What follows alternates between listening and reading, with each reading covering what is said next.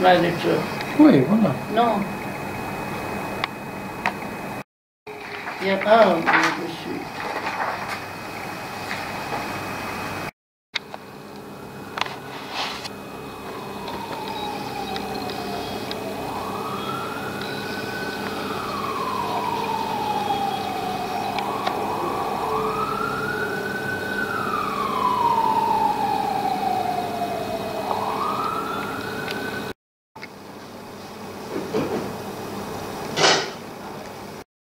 Mais il était aussi...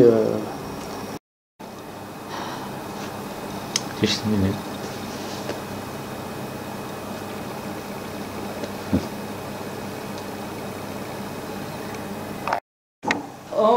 En anglais, en allemand et en hollandais. Ma belle-mère était une Abulafia. Ils étaient déjà installés ici. Oui. Ils étaient là depuis 2 générations. Oh, enfin la Boulafia. Eh ben, ma belle-mère, on les avait connus au cours d'un voyage qu'elle avait fait en Israël quelques années avant. Elle correspondait avec eux et quand nous sommes arrivés à Jérusalem, ça a été... ils nous ont beaucoup aidés à... Vous savez, c'est difficile d'arriver avec 3 jeunes enfants, ne pas connaître la langue, ne pas connaître le pays, rien du tout. Ils nous ont aidés pour trouver un appartement à louer, parce qu'on n'a pas voulu... Ah, parce que il faut vous dire que quand on est arrivé, c'était la grande discrimination anti-marocaine à l'époque où nous sommes arrivés. Alors, nous n'avions pas droit, comme tout le monde, à un prêt pour acheter un appartement normal, mais il aurait fallu qu'on habite un tsrif. Vous savez ce que c'est qu'un tsrif? Là-bas, Irganim. Ma'abara. Oui, ici à Jérusalem. Oui. Alors on a dit, on n'est pas venu élever des enfants dans un taudis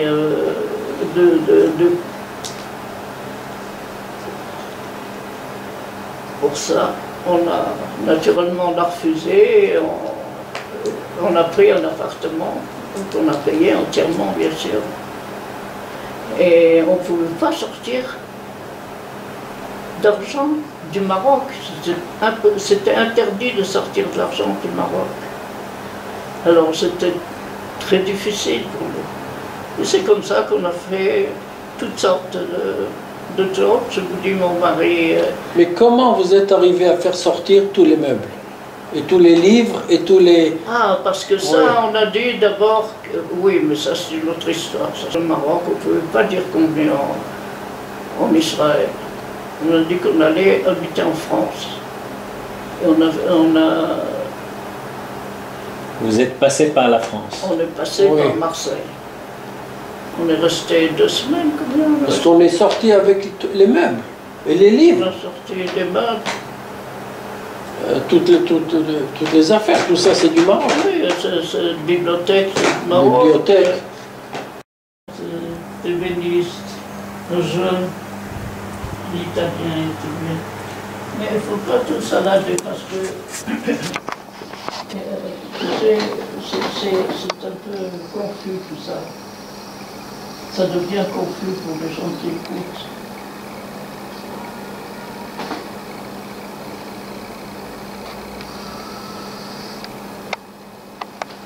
Et ça aussi, ça vient du Maroc? Ça non, mais Non. ça je me rappelle de ça à Agadir encore. Ça, chez moi à la maison, tu étais chez moi. Oui. Ça, c'est Il y avait français. des choses aussi. La bibliothèque chez moi aussi, c'est... ça, c'est de Mogador. Ça. C'est de Mogador. Oh ben, la Bajou s'est cassée. Oui. Bon. C'est cassé en route. Enfin, ça c'est une autre histoire. Ça ne m'entend pas bien. Ça c'est du Maroc. C'est du Le Maroc. tapis. Vous le reconnaissez, le tapis marocain. Oui.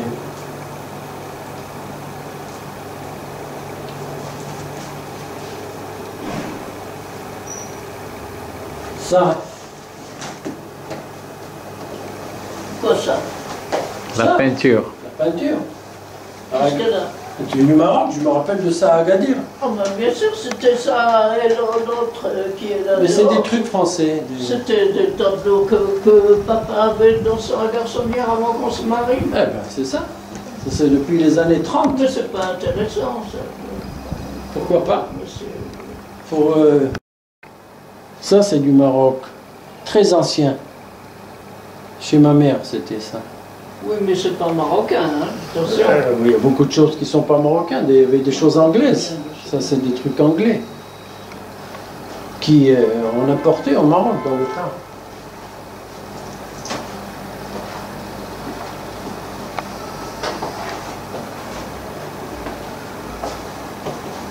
Mais j'ai donné des meubles à mes 3 enfants. Oui, il était chez moi. Oui, ben, il y a aussi une table, une très jolie table chez Jack.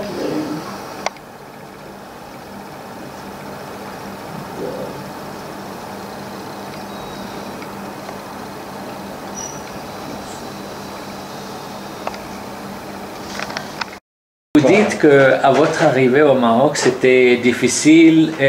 Vous êtes arrivé du Maroc en Israël, à Jérusalem. Il y avait beaucoup d'immigrants qui sont arrivés du Maroc. Et ils se sont installés dans des quartiers difficiles comme Oui. Irgani. Il y avait la discrimination, c'était connu. Il y avait une discrimination terrible d'ailleurs. Mon mari a combattu beaucoup, il a écrit de tas de choses contre cette discrimination. Il disait que si on était un bourgeois de Casablanca, était traité, qui avait une certaine éducation, etc., qui arrivait ici, était moins bien traité qu'un laveur de casseroles qui arrivait de New York ou de France ou d'ailleurs, ou qui ne soit pas du Maroc. Vous avez écrit D'ailleurs, ils vous ont dit, c'est insurgé. on vous a dit de dire qu'on n'est pas du Maroc. Oui, pour avoir un prêt, comme tout le monde, parce qu'ici on ne pouvait pas louer des appartements, vous savez, on louait des appartements pour 1 an et il fallait renouveler, on ne savait jamais si on allait renouveler le contrat. Il fallait acheter son appartement, quoi. Avoir une hypothèque, avoir un prêt de l'agence juive pour pouvoir avoir un logement. Alors, il y avait un très gentil monsieur qui était à l'agence juive et qui nous a dit, il faut dire que vous avez habité un certain temps en France. Il ne faut pas dire que vous arrivez du Maroc. Et comme ça, on vous donnera peut-être le prêt pour avoir un appartement. Alors mon mari est venu me trouver, il m'a dit, est-ce que tu veux faire ça? J'ai dit non. J'ai dit, est-ce que tu veux toi? Il me dit non, mais je suis venu te demander quoi tu veux.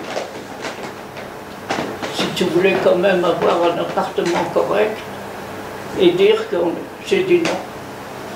Mais parce que mon mari voulait combattre cette discrimination, vous comprenez? Il n'y avait pas de raison pour qu'un va-nu-pied de France ou de Roumanie ou de n'importe quoi obtienne des avantages qu'on ne donnait pas à certains autres immigrants parce qu'ils venaient du Maroc. Il a combattu, il a écrit tout un... Oui, je leur ai dit. toute une... vous savez, il a été d'ailleurs, pour calmer les esprits, je mélange un petit peu les époques. Hein. Il y a eu Ben Gurion était président du conseil à l'époque. Il a fait un bureau, conseil pour les Nord-Africains, je ne sais quoi, pour les immigrants, je ne me rappelle pas comment ça s'appelait. qui était à la tête duquel il a mis André Chouraki. Alors André Chouraki, vous savez, il n'a rien fait du tout. C'était un auteur formidable, c'était un monsieur qui parlait très très bien, mais il n'a rien fait du tout.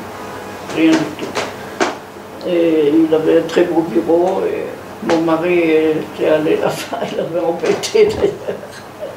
Parce que mon mari lui a dit, enfin, vous ne faites rien, qu'est-ce que vous avez fait dans ces bureaux? Vous vous êtes occupé des immigrants qui arrivaient d'Algérie, de peu qui sont arrivés d'Algérie, qui ne sont jamais restés d'ailleurs, ils sont tous repartis, les Algériens. Mais les Marocains, vous n'avez rien fait contre cette discrimination. Bon. D'ailleurs, ils ont fermé le bureau, ce fameux bureau qui ne servait à rien en vérité. Parce qu'il ne faisait rien pour. Bon, on a essayé comme on a pu pour quand même combattre cette... Je vous dis, alors il y a un très gentil employé là-bas, un agent juif, qui nous avait conseillé pour obtenir un prêt convenable pour avoir un appartement, il faut dire que vous avez habité en France. Et moi j'ai dit non. Si on veut combattre la discrimination, on ne va pas commencer à raconter des mensonges à notre avantage seul. Il faut combattre pour tout le monde, quoi. Il faut que ça change pour tout le monde. Pas faire des exceptions comme ça pour faire taire les gens. Vous comprenez? C'est ce qu'ils faisaient. Alors j'ai dit non. Est-ce que vous Mon pensez... mari avait dit non tout de suite.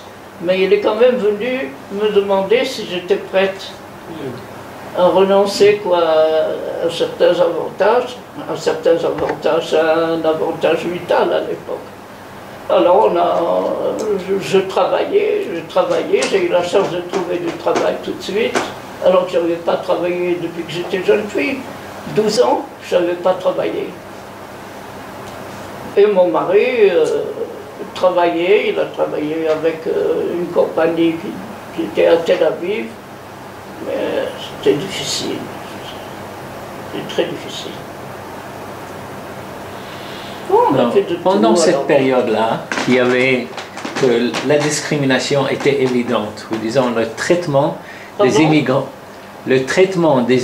qui sont venus du Maroc, oui, était très différent des autres. Oui. Donc c'était clair qu'il y avait une discrimination. Est-ce que vous pensez que cette discrimination a mené à des protestes? Wadi Salib. Wadi Salib? Bien sûr.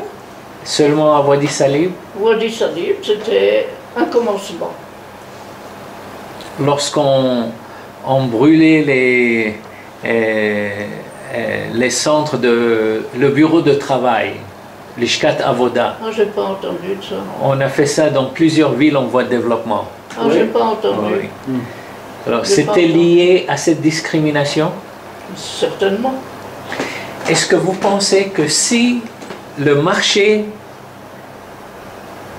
en Israël était libre, ouvert, comme au Maroc, ça aurait été différent pour les Juifs marocains? De quoi était ouvert? Au Maroc, les Juifs marocains faisaient ce qu'ils voulaient. Si quelqu'un voulait faire du commerce, ils faisaient du commerce. Oui, bien sûr. Ils avaient beaucoup d'initiatives. Oui. Et ils se débrouillaient.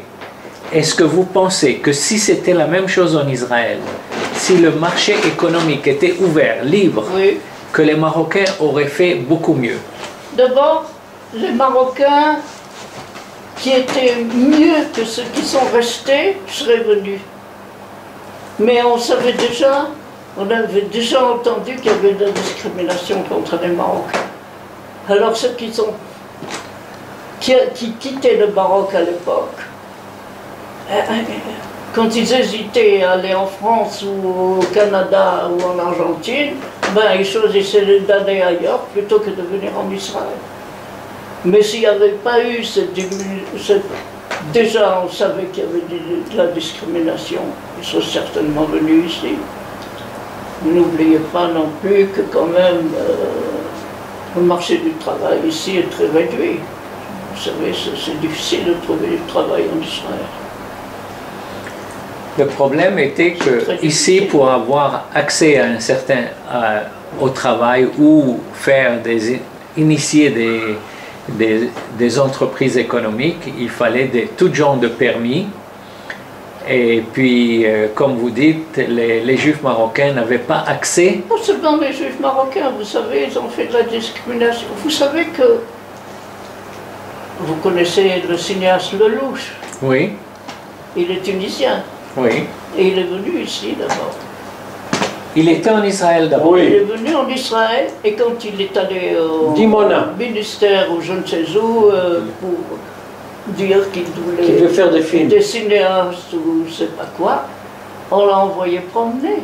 Et c'est comme ça qu'il est parti en France. C'est pour vous dire.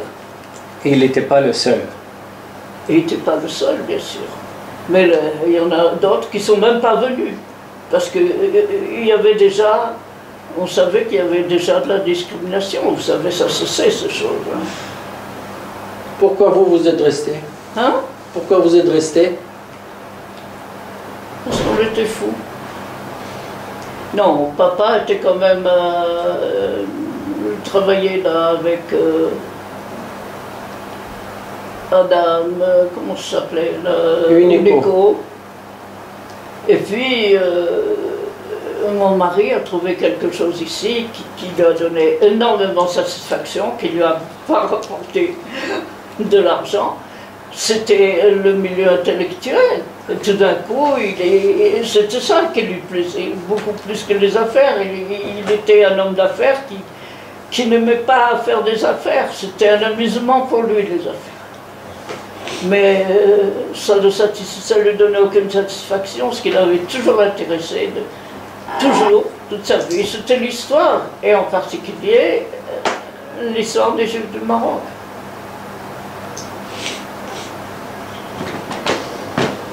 Alors ici, vraiment, on a rencontré tout de suite des gens, des intellectuels, professeurs. Le père de Bibi Netanyahou, c'était un ami. Oui. Et Ashtor, ce fou de Ashtor, le professeur Ashtor. Vinay, bien sûr. C'était un ami. C'était de très très bons amis. Et là, on a rencontré beaucoup de gens, comment vous dire, par ce cousin, ce vague cousin, qui n'était même pas un cousin de ma belle-mère qu'on a connu ici, à Boulafia, on a connu des gens comme Devin Naï, comme Abadi, comme... Mani. Hein? Mani. Oui, Mani, non, mais je parle dans les milieux intellectuels ici. Qui était le recteur de l'université. On a connu, vous savez, les gens... d'un milieu qui, paraît-il, était très fermé, mais nous on s'en est pas Rechavia, le milieu de Rechavia dans le temps. Les gens de Rechavia, qui étaient la crème, si vous voulez, de Jérusalem. Mais c'est intéressant ce que vous racontez ici, parce que cette crème de Rechavia, malgré que vous avez eu de l'amitié avec ces gens-là, oui. ils n'ont pas ouvert une occasion ou un poste à l'université pour votre mari. Mais mon mari n'était pas diplômé. Il n'était pas diplômé, mais il y avait beaucoup d'universitaires qui n'étaient pas diplômés. D'abord, travailler à l'université, c'est crever de faim. Qu'est-ce que vous voulez faire à l'université sans diplôme? Il y avait des salaires à l'université. Pardon? Il y avait des gens, des professeurs non diplômés. Moi, j'ai eu des enseignants, des professeurs, des enseignants à l'université qui n'étaient pas diplômés. Maintenant, il y a quelqu'un qui est très connu. Pas du temps. Pas dans ce temps-là. Même maintenant. Oui, mais pas dans ce temps-là. Il y a le Azaria Alon. Oui, mais ça c'est autre chose. Il n'a même pas fini, il n'a même pas un BA. Il enseigne à l'université. Oui. Ashkenaz. Alors vous pensez que malgré les amitiés, vous n'avez pas eu l'occasion. Non. Vous avez travaillé avec l'encyclopédie, etc. À notre époque, quand nous sommes arrivés, il fallait avoir des diplômes. Il fallait avoir des diplômes. Et même, travailler à l'université, vous croyez que ça rapporte de quoi faire vivre une famille? Vous savez, ça ne rapporte pas beaucoup. Hein. Un salaire, comment ça? Comment? Un salaire, comment ça? Bon, ça dépend combien d'heures de cours qu'on fait. Oui, il y a des professeurs qui se sont bien débrouillés. Mais là, on va... Oui, se débrouiller en allant faire des conférences à l'étranger, des cours à l'étranger. Voilà, il y a aussi le frère de Michal, qui est professeur de mathématiques et qui va en Italie donner des cours parce qu'ici, il ne gagne pas assez.